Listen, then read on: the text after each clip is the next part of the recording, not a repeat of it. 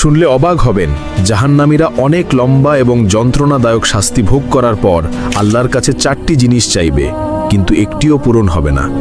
প্রথম আবদার, তারা বলবে, হে আল্লাহ, আমাদের এখান থেকে বের করে দিন, আমরা আর গুনাহ করব না। আল্লাহ পরিষ্কারভাবে বলে দেবেন, চুপ, আমার সাথে কথা বলো না। তখন তারা বুঝতে পারবে যে তারা আর কখনো এখান থেকে বের হতে পারবে না। দ্বিতীয় আবদার, তারা জাহান্নামের রক্ষক মালিককে বলবে, আমাদের জন্য আল্লাহর কাছে দোয়া করুন যেন তিনি আমাদের মৃত্যু দেন। মালিক সঙ্গে সঙ্গে উত্তর দেবেন না, 1000 বছর পর বলবেন, তোমরা এখানেই চিরকাল পড়ে থাকো। তৃতীয় আবদার, তারা শাস্তিদাতা ফেরেশতাদের বলবে, অন্তত একদিনের জন্য আমাদের শাস্তি হালকা করে দিন। ফেরেশতারা বলবেন, তোমাদের কাছে কি স্পষ্ট পথ নির্দেশ নিয়ে রাসূলেরা আসেননি? তারা বলবে, হ্যাঁ। ফেরেশতারা তখন বলবেন, তাহলে এখন নিজেরাই প্রার্থনা করো।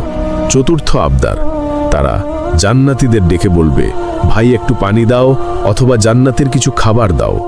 জান্নাতীরা বলবে, আল্লাহ এই সব কাফেরদের জন্য হারাম করেছেন। সবশেষে আল্লাহ বলবেন, আজ আমি তোমাদের ভুলে যাব, যেমন তোমরা আমাকে ভুলে গিয়েছিলে। এই সব শুনে এখন থেকেই সঠিক পথ ধরো, কারণ মৃত্যুর পর আর কোনো প্রত্যাবর্তন বা দ্বিতীয় সুযোগ নেই। আল্লাহুম্মা কিনা আযাবাহ জাহান্নাম, হে আল্লাহ, আমাদেরকে জাহান্নামের শাস্তি থেকে রক্ষা করুন।